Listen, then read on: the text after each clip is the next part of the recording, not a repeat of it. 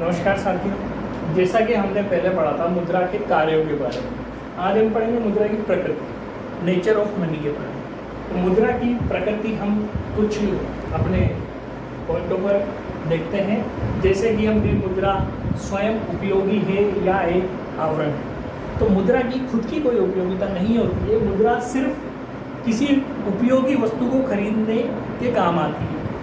कुछ अर्थशास्त्री मानते हैं कि मुद्रा एक निष्क्रिय है। कैसे?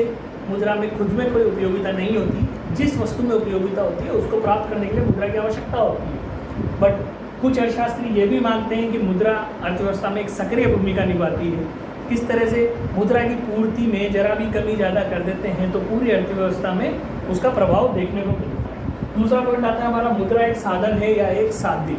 तो मुद्रा एक साधन, किसी वस्तु को प्राप्त करने का एक साधन होती है, ठीक। और ये एक साध्य नहीं है। साध्य क्या है? जिस वस्तु की आप उपयोगिता है, जिसको आपको चाहिए, वो एक साधन साध्य है और उसको प्राप्त करने का एक माध्यम आपका मुद्रा हो, ठीक।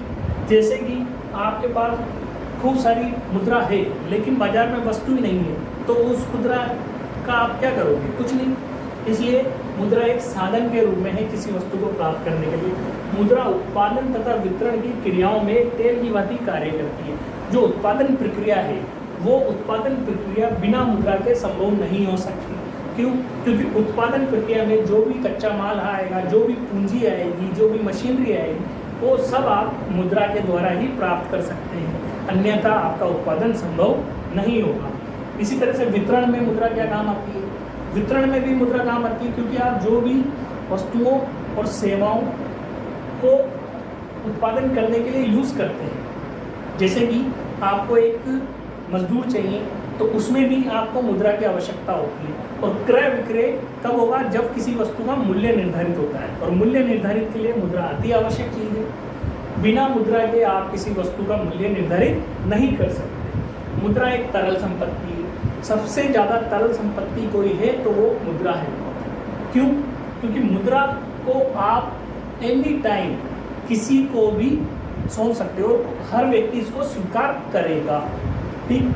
जैसे कि आपके पास तरलता किसे कहते हैं? लिक्विडिटी क्या होती है? लिक्विडिटी होती है कि कोई भी आप वस्तु या कोई भी संपत्ति, जो संपत्ति मुद्रा में जितनी जल्दी कन्वर्ट होगी वो उतनी ज़्यादा तरल होगी। इसलिए मुद्रा तो खुद ही मुद्रा है, तो इसलिए सबसे ज़्यादा तरल संपत्ति मुद्रा होती है।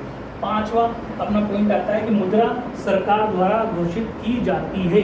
सरकार या अपने देश का जो भी केंद्रीय बैंक होता है उसके द्वारा मुद्रा जारी की जाती है, अन्यथा वो अगर सरकार जारी नहीं करेगी मुद्रा तो वो मुद्रा वैलिड नहीं होती, इसलिए वो चलती नहीं। सरकार या आरबीआई द्वारा जो मुद्रा जारी की जाती है वो सभी के द्वारा स्वीकार की जाती है, अन्यथा वो स्वीकार नहीं की जाती। क्योंकि देश में जब भी मुद्रा प्रसार और मुद्रा संकुचन की स्थिति आती है तो इसीलिए सरकार और आरबीआई दोनों रेगुलेट करते हैं मुद्रा को, ताकि इन समस्याओं से बचा जा सके। तो आज हमारा टॉपिक हुआ मुद्रा की नेचर के बारे में, फिर हम बाद में देखते हैं दूसरे टॉपिकों के बारे में।